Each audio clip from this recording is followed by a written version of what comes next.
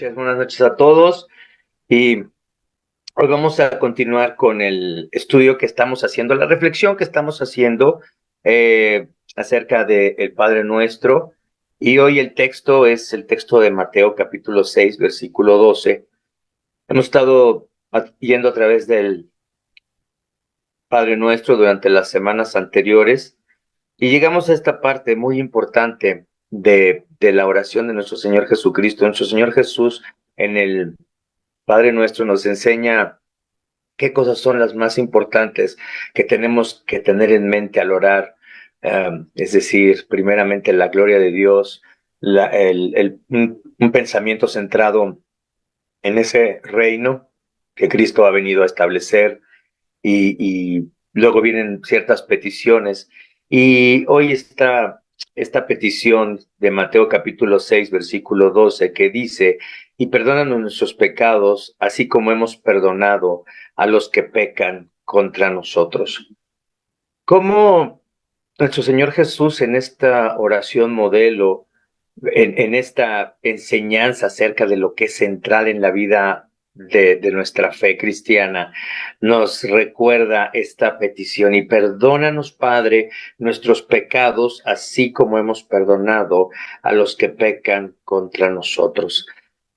Es obvio que el Señor Jesús no está enseñando que la salvación se obtiene o que el perdón de Dios se obtiene si nosotros perdonamos a otros. No puede ser, eso sería una contradicción. La mayoría de los expertos en temas bíblicos nos dicen que para que la enseñanza de nuestro Señor Jesús sea congruente, no podría enseñar aquí que para recibir el perdón de Dios nosotros debemos perdonar primero a otros. Lo que nos está diciendo nuestro Señor Jesús es que si realmente hemos sido perdonados, si realmente somos hijos de nuestro Padre Celestial, entonces nosotros deberíamos por naturaleza de ser capaces de perdonar, o por lo menos de ser conscientes de que si Dios nos ha perdonado a nosotros nuestros pecados, nosotros deberíamos ser capaces de perdonar a los que pecan contra nosotros. Pero esto es algo muy difícil. Perdonar es algo que se dice fácil, es algo que nuestra fe cristiana nos exige, pero es algo muy costoso. El perdón es algo muy costoso porque es renunciar a nuestra posibilidad de hacer justicia. La justicia está representada en la ley de Dios de una manera muy clara en la ley del talión, donde dice ojo por ojo, diente por diente, vida por vida, herida por herida. Es decir, la ley es clarísima. Lo justo es que cada uno de nosotros, si hemos hecho algo malo, recibamos las consecuencias de eso malo que hemos hecho. Eso es lo lógico, eso es lo que es justo, que cada uno reciba lo que merece.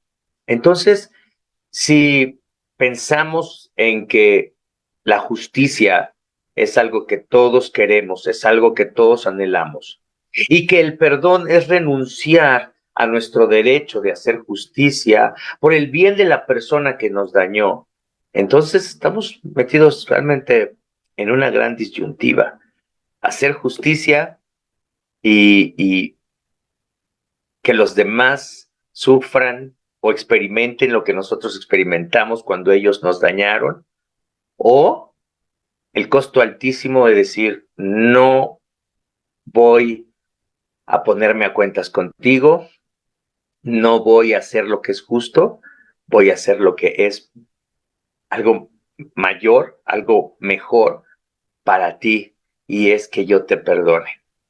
Muchas personas, algunos filósofos, especialmente los filósofos existencialistas, y entre ellos Nietzsche, dicen que eso es precisamente lo que hace de la fe cristiana algo insoportable, algo inhumano, que la fe cristiana nos hace renunciar al derecho que tenemos de vengarnos.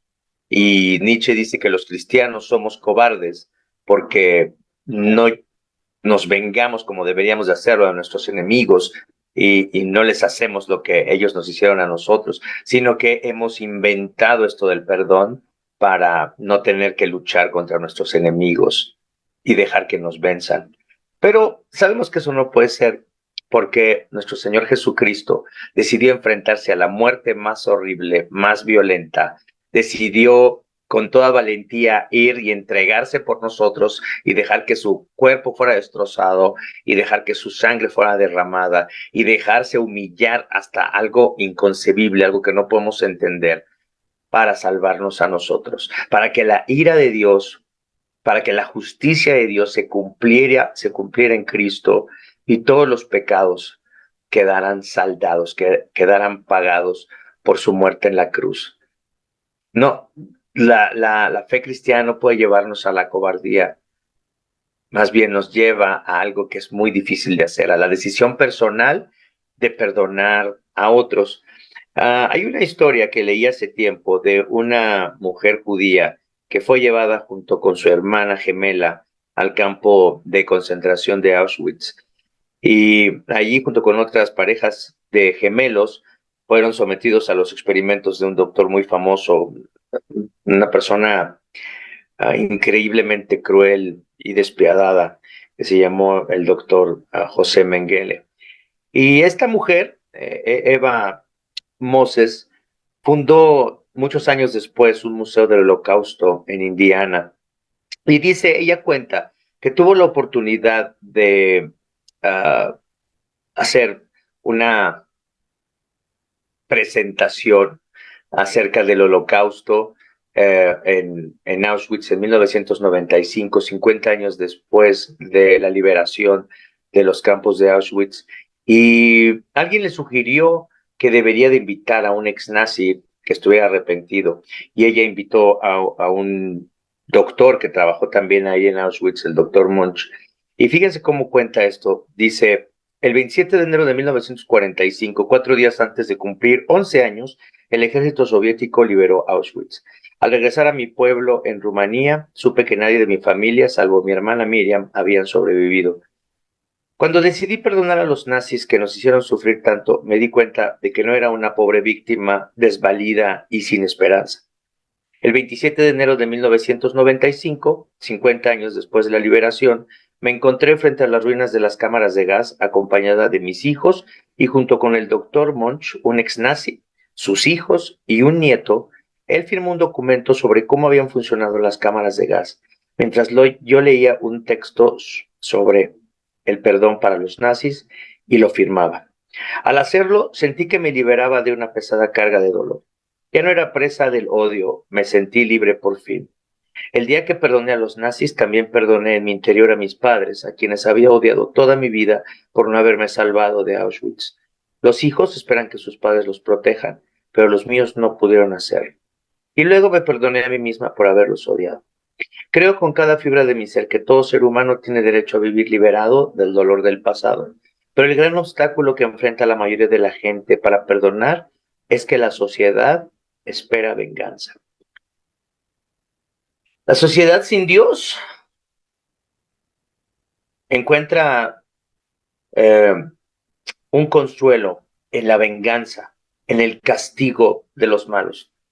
Todos anhelamos que no haya impunidad y eso lo hemos platicado muchas veces, pero me llama la atención que esta mujer judía diga que el mayor obstáculo para lograr el perdón, un perdón público, es que los demás esperan venganza. La gente, la sociedad espera venganza.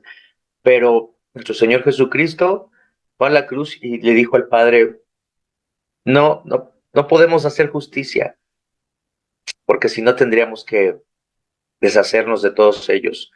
Así es que pon tu ira sobre mí, yo voy a tomar el lugar de todos ellos y perdónales sus ofensas. Y así nosotros en esa fe confiamos en que Dios hará justicia. En Romanos capítulo 12, versículo 19 dice, queridos amigos, nunca tomen venganza, dejen que se encargue la justa ira de Dios, pues dicen las Escrituras, yo tomaré venganza, yo les pagaré lo que se merecen. Qué precioso es no solamente tener el valor de renunciar a nuestro derecho de hacer justicia y de hacer que nos pongamos a cuentas con los demás y que nos paguen lo que nos deben.